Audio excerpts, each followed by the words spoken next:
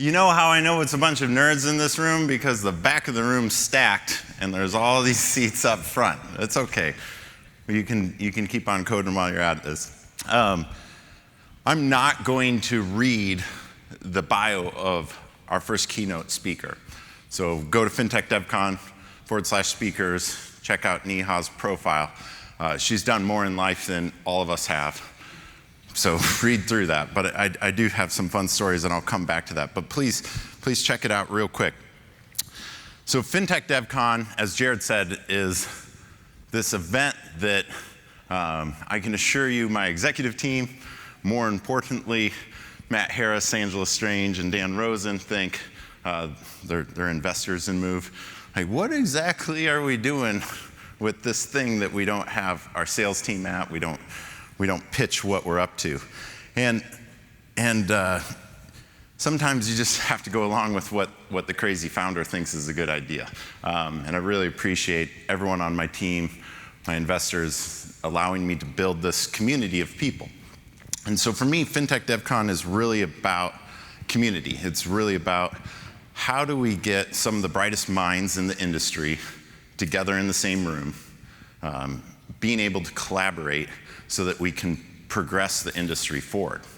And it wasn't that long ago that our industry was kind of a black box. Like, you pay $100,000 so you can get some, SOAP APIs. Well, it's not that the header actually matched the payload, but that's fine. You still paid for it, right? And the mindset was, it's fintech, it's too hard. This stuff's too hard. Just pay us. And the idea of putting this conference together was, can we get the right people in the room that actually are willing to give first, open up, and share with one another their ideas, what they're working on, but most importantly, their struggles. And so, starting yesterday, every one of those talks was really impressive to me that people came together and they were willing to share. At the speaker dinner last night, I gave a little spiel, which, like this, I did not rehearse. And the point of getting all the speakers together is a group of individuals that get together that are willing to share. You end up reconnecting with them. And that's true for our next keynote speaker. Over a decade ago, we were going through a bunch of kind of history in technology. But we were co-presenters at Philly Scala, which, if you didn't go to it, no one else did. NE Scala, there was a whole community of us that wrote, code and shared that. And that's what we're trying to do here in the broader fintech community. But let's talk a little bit about our keynote speaker. I can remember you and Jay Krebs, your co-founder. I contributed to a project called HDFS, which was a file system for Hadoop. And we were at this conference together, and these two yahoos, which, by the way, Yahoo was cool back then. That's kind of funny.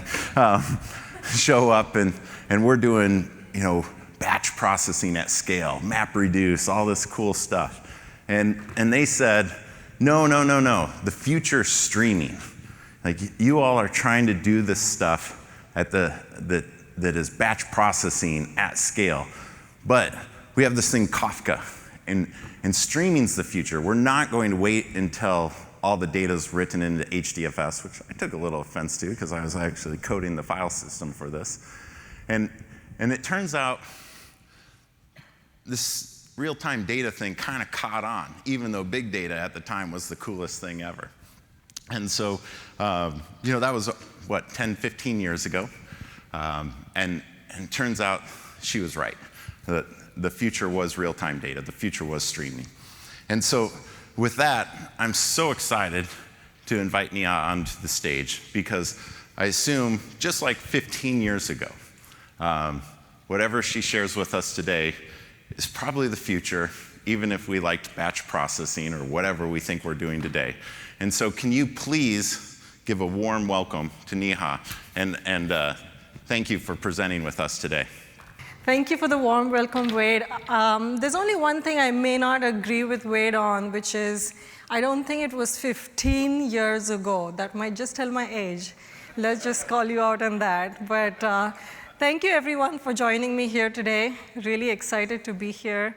As an engineer, I can't believe that so many of you are here before 9 a.m. So that is an achievement in this talk in the first place. So a little bit about myself. I'm Neha Narkhede. I'm co-founder at a company called Oscilar. I'm also co-founder at Confluent and co-creator of Apache Kafka. Today I'm here to talk about generative AI and future and the next era of fraud detection. But before I do that, let me give you a little bit of a backstory on why I decided to talk about this and work on this problem. During my Kafka and Confluent days, I got a chance to witness some of the most interesting applications in the world built using real-time data. And when I looked at all the applications across our user and customer base, I saw one that was the fastest growing, and when I checked into it, the most meaningful ones. And that was in the fraud and risk detection space. When I saw the scale of the problem, I was pretty shocked. The current risk tools were falling short, and some of the most tech-forward companies were trying to build it themselves. And not only the tech-forward ones, some of the older institutions were trying to revamp their systems as well. And as part of helping our customers do the right thing, build a modern risk detection system, we were running into a ton of challenges. And those were to do with bringing a bunch of distributed systems together, tying it with advanced machine learning infrastructure. And even at the end of the day, they were struggling to find the engineers to put that into production and deploy the right machine learning models to solve for complex and emerging forms of fraud. So then I decided to talk to a bunch of fraud and risk leaders. I talked to about 100 of them, and then they echoed the same problems. That is when I decided to start Oscilar with my co-founder, Sachin Kulkarni, to build the most advanced AI-powered risk decisioning platform out there. So based on that experience, based on the experience of the most transformative technology that we're now witnessing, generative AI, I want to present a vision for the future of fraud detection and what that looks like. So let's get started. Increasingly, we live our lives on the internet. Apps and websites hold really a treasure trove of valuable financial, personal, health data, and that is increasing at a very fast pace. From consumer banking to even credit and insurance applications, we're doing everything online, and that is increasing at a fast pace as well. But this convenience is coming with a downside. And that is that we have led to this vast digital landscape that is now susceptible to fraud. We experience really complex forms of fraud now, synthetic identity fraud, deep fakes, account takeovers. And these kinds of fraud, turns out, are also increasing at an unprecedented pace. Both consumers, all of us, as well as companies alike, we're losing billions of dollars every year, and much, much more in terms of brand reputation and our own data and experiences in the world. The problem, as I observed, is that current risk tools are falling short in a number of ways. Here are the ones. The first one is siloed data. This is something, during my Kafka and Confluent time, this was one of the main problems we were solving, companies, which is that data is distributed across a bunch of third-party tools, across a bunch of internal databases, and current risk tools are not able to bring all that data together in one platform in real time. So that was one problem. The second is the current risk tools are not self-service enough. So risk teams have to depend on a lot of engineering, all of us, data sources, to actually help them in every step of the risk journey. The third is that a lot of things out there are point solutions, and I'll talk a little bit more about what I mean there. But point solutions focus on part of the risk problem. So now you need many of them, and you need to jerry-rig them together to get a holistic view of the user's risk. And being, the absence of being self-service, the presence of requiring all this manual work, essentially means that there is a ton of room for human error. And at the end of the day, we're still failing to solve the key problem, which is helping companies strike a balance between offering seamless customer experiences, which is something all of us deserve, and also fraud prevention, which is extremely important to each one of us. In the last few months, in the last year, we've seen significant advances in the field of generative AI. This is possibly the most consequential technology of our lifetimes. It's opening up incredible opportunities for everything, and especially fraud and risk management. I think that it is going to completely change the foundation for how we protect online transactions. I think AI risk decisioning is a transformative new approach that will be powered by generative AI, and it will change how current risk tools will have to evolve in order to counter modern forms of threat. Today, I'd like you to walk through what AI risk decisioning means, why it's needed, and how it will completely change the game for consumers and businesses alike. So let's get started. AI risk decisioning, it happens to be a fundamental shift in risk management. What does it do? In a nutshell, it is uniquely equipped to combat fraud by aggregating, processing, and the most important thing is understanding virtually unlimited data sources. After that, it is able to detect emerging forms of fraud that have not been seen before necessarily, and it is able to recommend the next best action on how to counter that fraud, all through a natural language interface. So you can see that this is not just an incremental improvement, it is actually a foundational shift. AI risk decisioning has 6 pillars, in my opinion: knowledge, recommendation, creation guidance, understanding, and automation. In the rest of the talk, let me go through these pillars one by one, which will give you a great idea of how generative AI and the role it plays in fraud prevention. The first one is, how do we know? It is about a 360-degree risk knowledge fabric. AI risk decisioning solves a key drawback of current risk solutions and current approaches, which is siloed data. It gives you a holistic view of data, and not only that, an understanding of that data through this 360-degree knowledge fabric. It does that by integrating a whole host of internal or private data sources, which is the company's data, like customer records, transaction profiles, and it also learns from a whole bunch of external data sources, like open source intelligence databases, consortium databases, even industry reports, academic publications, and so on. And on top of that, the right tool would also teach it private knowledge about anonymized signals from a diversified customer base.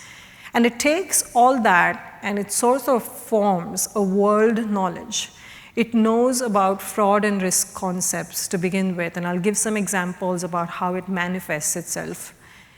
But if you look at this and what I'm describing, this broad, unified perspective, or this knowledge fabric forms this cognitive core for risk management. It understands things, it has context about things, which is something we just never had before. We had a lot of data, we were struggling to collect and analyze it, but now we're going to be able to understand it and add some context to it. So let's take an example of synthetic payment fraud. Here, scammers use AI to create fake identities. They change transaction data a little and are able to commit complex forms of fraud like money laundering. They make fake payments and hide them illicit funds, make them look as regular transactions. Now, the thing is that traditional machine learning models were trained to identify this kind of fraud, but in many cases, they struggle to tell the difference between real and nowadays sophisticated synthetic identities. And that's mostly because they're unfamiliar with a new pattern. Why is that? They're based on past data. They require a ton of labeled training data, which often requires months of wait in order to collect and then retrain the model. That's months spent waiting to actually counter that threat pattern. Here's where AI risk decisioning has a significant impact. It uses generative AI to analyze a lot of unstructured data to learn and find new patterns. So this is that knowledge fabric. Knowledge fabric simply knows the critical features, in this case, for synthetic payment fraud. It knows, for instance, that you need to look for frequent changes in account information or account dormancy before activity, and even knows to look at multiple entities that might be doing the same thing. All in all, it is particularly good at learning the characteristics of good behavior in order to flag anomalous behavior as it is happening. So this AI risk decisioning approach, what it does is, it does not operate in isolation. It combines traditional machine learning, generative AI, along with this 360-degree risk knowledge fabric, and continuously updates its models, continuously updates this knowledge fabric itself by learning from real-time data. And that is really the power of this approach at a very high level. The coolest thing is that this cognitive core that keeps getting smarter with every new concept it learns, it actually forms the core and it powers all other pillars that I will talk about of the AI risk decisioning approach that forms the very basis of why this approach is different and why it will change fraud and risk management. Moving on to the second pillar, really easy to understand is how we all would create things, right? Which is the natural language interface. With this natural language interface, risk teams will be able to create customized workflows, rules, integrations, models, all through plain natural language. So no real coding expertise is required, no real understanding of the underlying data, which is really hard to do, is required, and deeper analytical skills may not be required. But of course, subject matter expertise is required, as I'll give you a few examples of how. Let's say you want to describe or create an account takeover risk model. You would simply describe that model in plain natural language. You can, based on your subject matter expertise, specify features. It already knows some, but you can specify some, like, hey, look for suspicious login behavior, or compare that and with deviations from past login behavior. And this natural language copilot would then translate that description, translate those features into the corresponding rules and the model. And you can take that and then create it, test it, deploy, monitor it, and just deploy it at the end of the day in hours versus days or weeks, which is what it currently takes. So the natural language interface, the most important thing is that it democratizes risk management. It allows risk experts to quickly iterate on risk strategies with minimal help from technical resources or data science resources, which really speeds up risk management. Moving forward to the third pillar, which is about how we all could recommend, which is about auto recommendations. This is about making proactive, automatic recommendations for effective risk mitigation. If you see some of these examples, you know we don't have this, right? Which is you can automate rules generations, you can suggest relevant features for the risk models, like in our example, can conduct scenario analysis, and recommend the next best action to optimize performance. So let's take an example of synthetic identity fraud. Let's say a fintech organization has started to experience synthetic identity fraud. An AI risk decisioning platform would quickly assimilate the unique characteristics of this fraud and develop a specialized machine learning model. The model, it knows, can have key features used to track and detect synthetic identity fraud, or you might feed it some other features. And it knows to look at tracking the rate of credit applications or tracking associations with high-risk entities, behavior analysis, and so on. It then takes that model and deploys it in shadow mode to precisely identify these complex characteristics and be able to detect that pattern. Risk teams are still involved. They're involved in observing the performance of that model. They're involved in addressing the metrics that are opted by the model, and before they're reviewing and finally deploying it. So you can see how automating recommendations, it really streamlines quick model iteration and ultimately reduces the time it takes to addressing evolving threats from weeks to hours. It uses this knowledge fabric to do root cause analysis. It does that and takes that and provides recommendations based on its knowledge, something we just spend days or weeks in doing without this approach. Moving forward to the fourth pillar, which is about how we all can understand and explain. This is what I'm calling human understandable reasoning. Now, this isn't as complex as it might sound. It is merely about how we all can understand and explain every decision or recommendation or insight that is provided by AI, even if you decide to use it. With AI risk decisioning in their toolkit, risk experts are not just left wondering about what's going on. They have the ability to understand the factors that are influencing risk assessments. With that, they're able to spot new patterns, build necessary defenses, communicate it to the rest of their team, effectively fostering the collaboration that is required for effective risk mitigation. Ultimately, what it does is it fosters confidence and trust in the decisioning system, but also in the decisions themselves. This confidence is required in moving fast. Now, by shedding light on the why, AI risk decisioning approach, it elevates risk management, in my opinion, from a reactive process to a very proactive and strategic function in the organization. Let's take an example. Let's say a fintech organization is experiencing a 12% increase in the monthly chargeback rate, along with a significant increase in false positives, which is linked through the launch of a new credit card. An AI risk decisioning powered platform can then conduct an exhaustive root cause analysis. This is also a concept which we do not have today, which LLMs are able to do is be able to reason about things and be able to give you a root cause analysis. Using that, it might give you a rundown of risk factors. Let's say alterations in customer behaviors is something you need to see, distinctive transaction patterns is something you need to see. It enables you to then identify the key contributing factors. You might have tens of contributing factors, but it allows you to hone in on the ones that might matter. In this case, maybe customer spending habits might have changed, or maybe there is a new crafty fraudulent technique that is taking advantage of the new credit card process.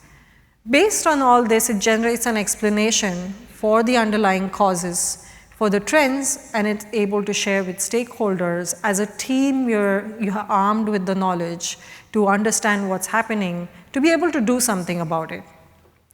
Moving forward to the next pillar of the AI risk decisioning framework, which is how we all can guide and augment risk experts. Risk experts are the backbone of any risk program. They have the subject matter expertise to spot, investigate, address fraudulent activities.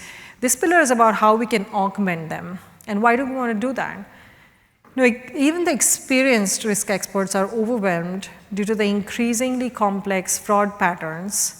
There are two more problems. There's enormous amounts of data associated with digital transactions, and there are way too many alerts that are fired because of traditional techniques, which are really hard to understand and make sense of and act on. The AI risk decisioning framework and approach really serves as a powerful ally in this situation.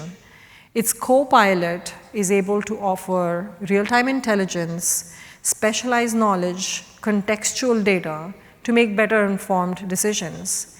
Note that this is also based on the 360-degree knowledge fabric. It knows things, it understands things. So here's an example of triaging, let's say, suspicious ACH transactions. A traditional approach would require manually collecting transaction data. Note that this is where engineers are mostly involved in collecting and ETLing the data from a variety of sources. You then have to compare that with known fraud patterns, usually from manual review of cases in the past. And then you have to investigate associated entities, which is an incredibly manual process. Think about how to make sense of collusion patterns between different entities without having a tool that can essentially put that graph together for you. All in all, a very time-consuming and error-prone process. The AI-risk decisioning approach, it has that data, it has analyzed that data. So it can quickly identify a complex series of irregularities. In this case, maybe there's a lack of prior connection between the beneficiary and the customer. Maybe there's unusual timing of transactions, inconsistencies between locations and IP addresses, and so on. And based on this analysis, it might advise to block the transaction. But not only that, it might proceed to proactively investigate the associated entities, and in that process, uncover several such irregularities that might exhibit themselves. So this sort of a proactive approach based on the root cause analysis that it's able to do and be able to rely on this 360-degree knowledge fabric, all of these elements come together to truly augment risk experts. So we're not here replacing the subject matter expertise and experts. We're actually able to elevate them and make them much more productive. So risk experts with this particular pillar are able to focus on strategic activity, strategic decision making, because they have reliable and comprehensive insights that they can truly depend on. Moving over to the last and final pillar of the AI risk decisioning approach, which is about risk automation. This might seem straightforward, but it is a big problem. And that is that there's a lot of time and effort spent on repetitive tasks like fraud analysis and performance reviews and compliance checks. But the AI risk decisioning approach, it actually has the understanding and the tooling to use advanced AI to automate some of these tasks. So what it's able to do is consolidate data. It knows which subset of that data is relevant to the problem. It's able to analyze large amounts of it and generate automatic reports that you might find useful. So as an example, let's say a risk team is tasked with compiling monthly reports on alert summaries or creating visual charts. Traditionally, this would involve spending a lot of time in spreadsheets, manually compiling the results and then creating a report, mostly involved maybe using Excel or some form of a ETL tool. This is a very time-consuming process. It often takes days, if not weeks. And what it is doing is distracting the experts from actually working on spotting new trends and addressing them. The AI risk decisioning approach, it employs generative AI to completely automate this process. Such a platform already has the necessary data and the understanding of it. So it is able to generate comprehensive reports. It has tooling capabilities as well to generate these visual performance summaries that can then be shared with the broader team. This is not only a significant saving of time and resources, but it also allows risk experts to focus on higher value activities like strategic planning and preventive measures. So as we come to the end of this presentation, let's take a moment to reflect on the transformative power of generative AI and AI risk decisioning. I believe this novel approach will completely revolutionize risk management. I believe these 6 pillars will lay the foundation for a transformative future of risk management, and I'm really excited about it. With application of AI risk decisioning, consumers are going to be much better protected, businesses will be much better armed to greatly improve the efficacy of risk management, dramatically reduce human effort, establish scalable programs, and ultimately speed up risk operations from weeks to hours. All in all, gaining a newfound ability to fight emerging forms of fraud and address them even if they were not seen beforehand.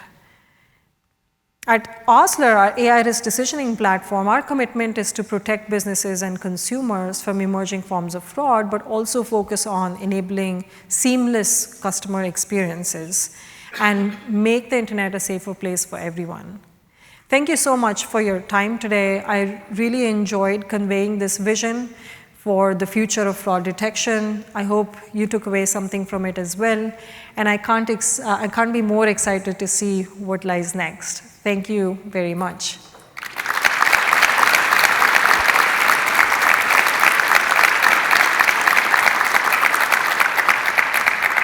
With that, I want to invite Jared back on stage. We're going to have a quick fireside chat on this topic. And over to you, Jared.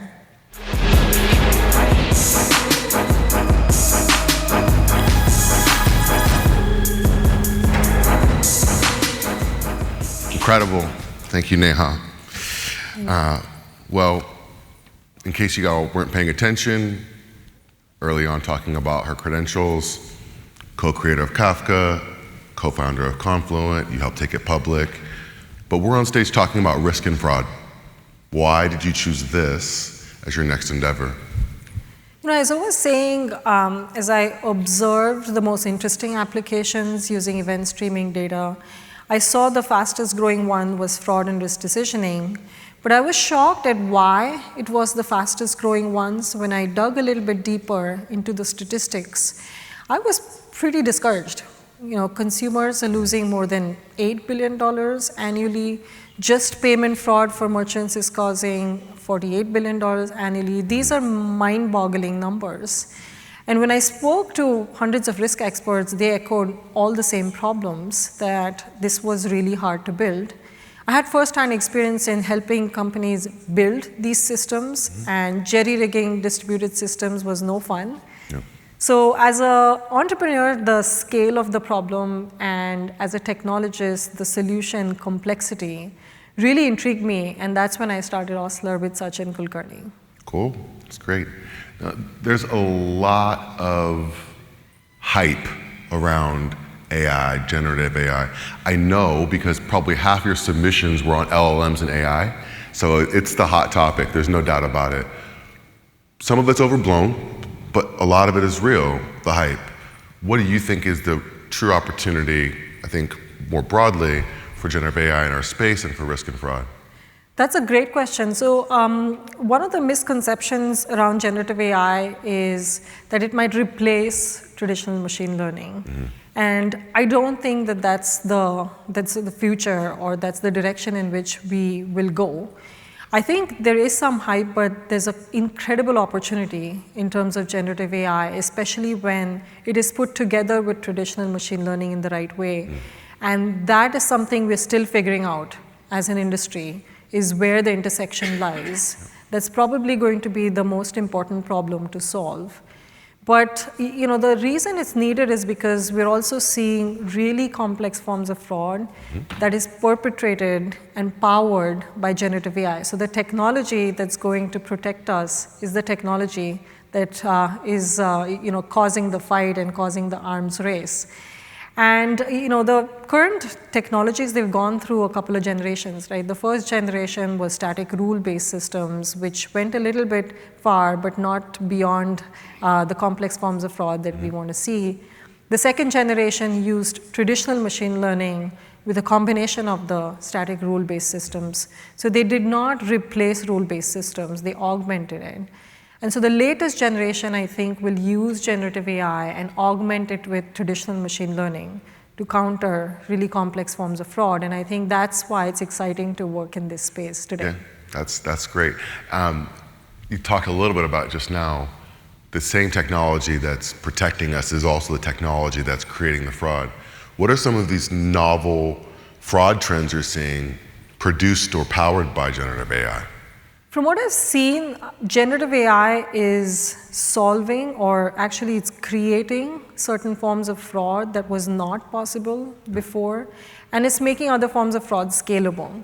So as an example, social engineering attacks are incredibly scalable now with ChatGPT. I know that with GPT-4, we're trying to solve it with safety filters. On the other hand, KYC liveness checks, which seem pretty smart when we employed them, webcam-based liveness checks, they can now be solved with these vision models. So overall, I think this generative AI and latest AI-powered fraud attacks are essentially an arms race. And I think it will come down to two things, like who has the better data and who has the better technology. And as we all know, they feed into each other.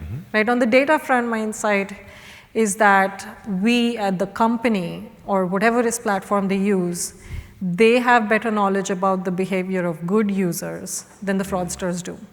And that's just right. Now, it will come down to the techniques we all use to employ to learn from the behavior of good users to differentiate from fraudulent ones. Yep.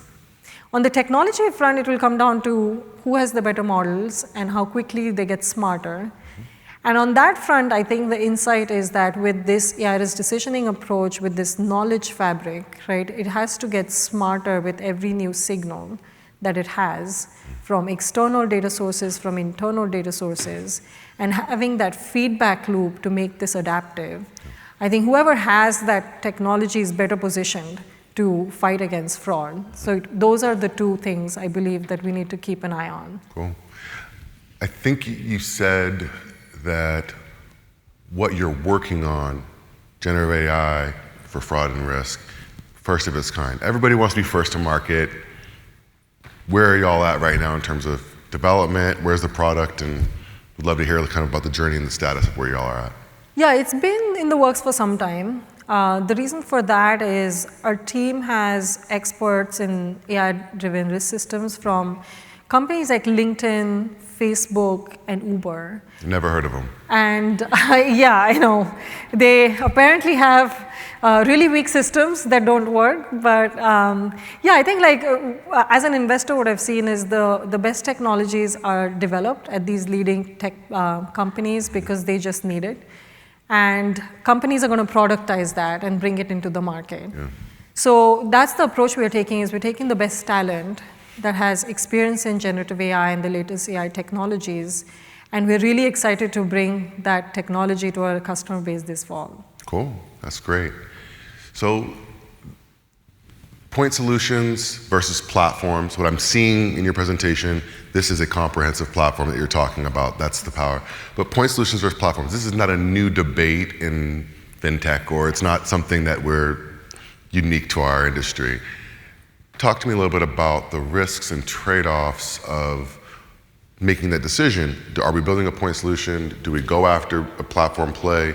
And why is one better than the other in terms of addressing comprehensively end-to-end risk and fraud for kind of the customer journey? So we need, first of all, there are a lot of point solutions in the market for a reason. Their approach is they generally focus on some part of the customer journey, take the signals that are available at that point, usually transaction time. So these risk signals are absolutely helpful. They just don't tell the entire story. And my observation was that every one of those tools wants to have the best data and become that standalone tool. Of course. And my insight ever from my Confluent days is that no one has the best data. Data has to be integrated from all these point solutions into a central platform. Not only that, it has to be married with internal data from databases, which is a hard problem to solve, to keep pulling data from data warehouses and databases.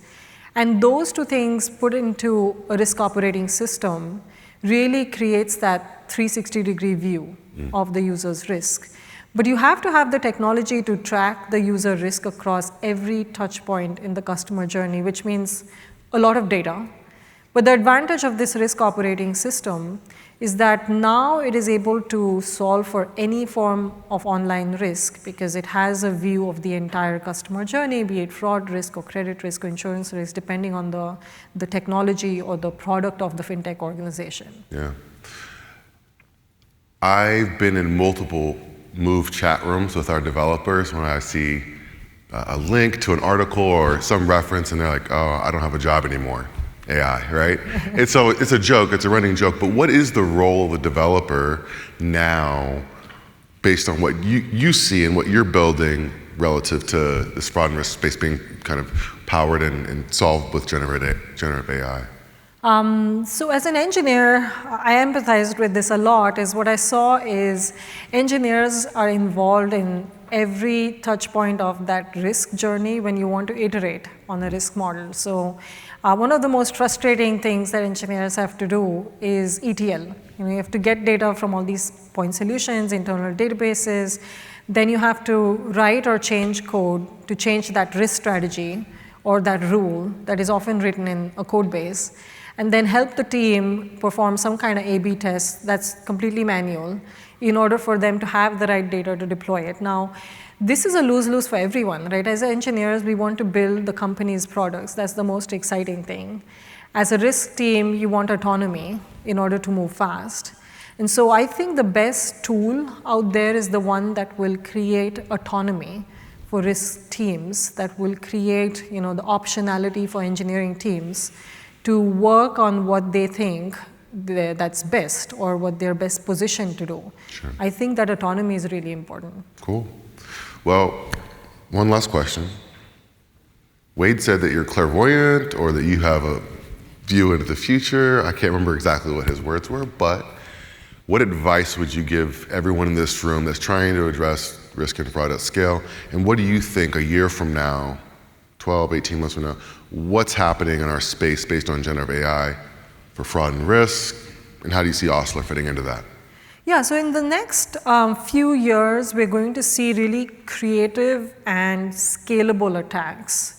And creative we might have seen before, but scalable is really scary. Mm-hmm. And that's because we're gonna, at least the bad guys are gonna use automation and social engineering to perpetrate those attacks, which means now more than ever before, we need to have the most advanced defenses.